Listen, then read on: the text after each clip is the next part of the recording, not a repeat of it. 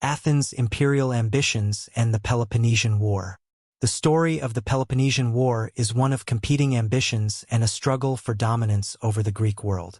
At its heart lay Athens' imperial ambitions, a drive to expand its influence and secure its position as the preeminent power in Greece. After the Persian Wars, Athens emerged as a powerful city-state with an empire that stretched across the Aegean Sea, a position it sought to strengthen and protect at all costs. However, the expansion of Athenian power created tension, resentment, and ultimately, a confrontation with its rival, Sparta, that would lead to decades of devastating conflict. Part 1. The Rise of Athenian Power and the Delian League. Following the Greek victory over Persia in the early 5th century BCE, Athens took a leading role in establishing a defensive alliance against any future Persian aggression. Known as the Delian League, this coalition of city-states was originally conceived as a mutual defense pact, with Athens at its head. Each member city contributed ships, soldiers, or money to maintain a powerful fleet, united under Athenian command. Initially, the Delian League operated as a cooperative effort, and Athens was hailed as a protector of Greek independence. However, as time passed, the balance of power within the league shifted. The contributions made by smaller city-states soon became less voluntary and more obligatory, as Athens began to enforce loyalty with increasing strictness.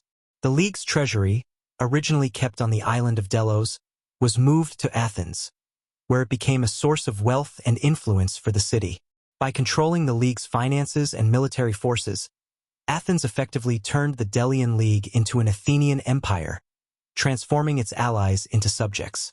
Under the leadership of Pericles, Athens used the wealth of the Delian League to build grand structures like the Parthenon and other monuments, symbolizing Athenian power and prosperity. While this brought Athens great prestige, it also fueled resentment among the other Greek city-states, who began to see Athens not as a leader, but as an oppressor. Part 2. Growing tensions with Sparta. As Athens' empire grew, so too did its influence and power, creating tension with Sparta, the dominant military power in Greece. Unlike Athens, which had a democratic government and a flourishing cultural scene, Sparta was a militaristic and conservative society, ruled by an oligarchy and dedicated to a disciplined way of life. The Spartans viewed Athens' expansionist policies with increasing suspicion, fearing that Athenian power would eventually threaten the autonomy of all Greek city-states. Tensions between the two powers first erupted in the First Peloponnesian War, 460 to 445 BCE, a series of skirmishes and conflicts between Athens and Sparta's allies. Though a peace treaty, known as the 30 Years' Peace, was signed to end the conflict, it did little to resolve the underlying issues. Both Athens and Sparta continued to build alliances and prepare for the possibility of renewed conflict. Athens' imperial ambitions, particularly its interference in areas within Sparta's sphere of influence, made war increasingly inevitable.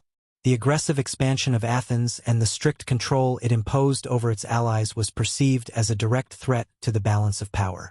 Athens, confident in its navy and the wealth of its empire, believed it could manage any opposition, but this overconfidence would prove costly. Part 3. The Megarian Decree and the Road to War.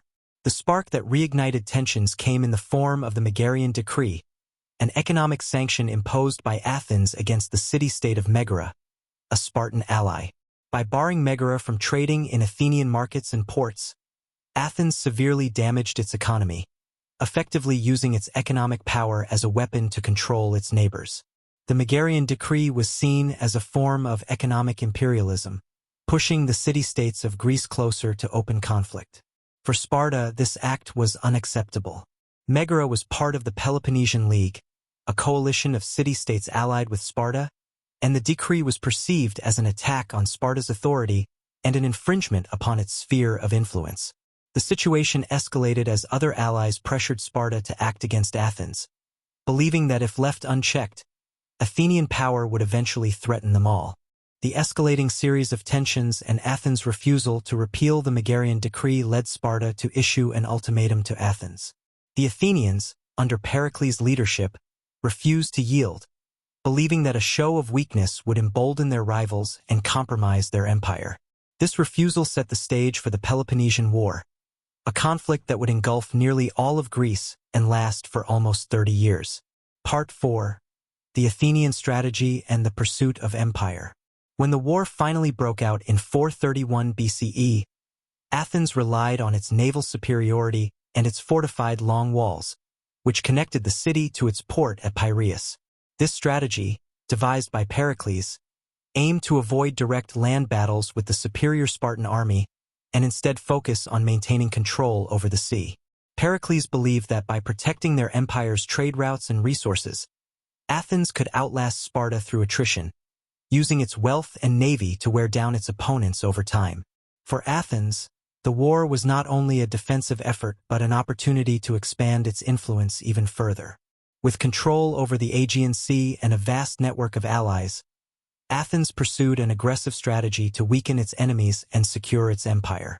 However, this strategy placed a tremendous strain on the city's resources, both financially and militarily.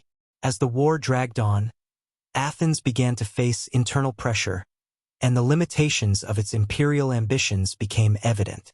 The high cost of maintaining an empire, combined with the impact of the plague that struck Athens in 430 BCE, weakened the city's resolve. The plague killed thousands, including Pericles himself, leaving Athens politically vulnerable and struggling to manage the demands of war.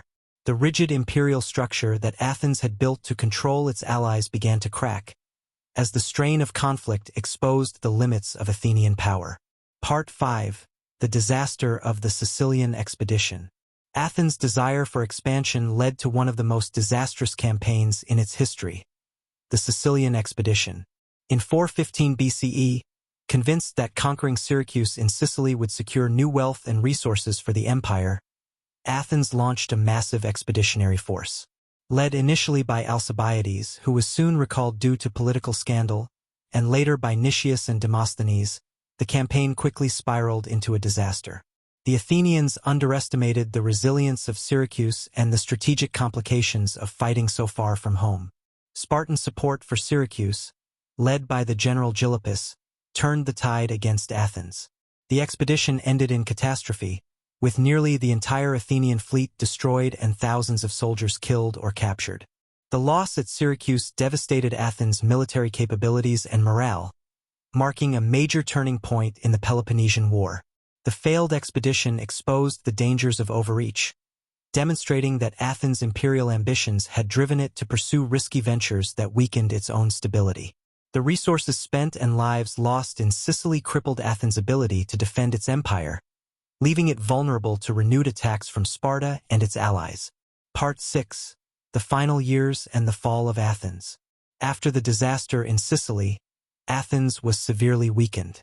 Sparta, bolstered by financial support from Persia, intensified its attacks on Athenian territories, and Lysander, a skilled Spartan general, built a navy that could challenge Athens' dominance at sea.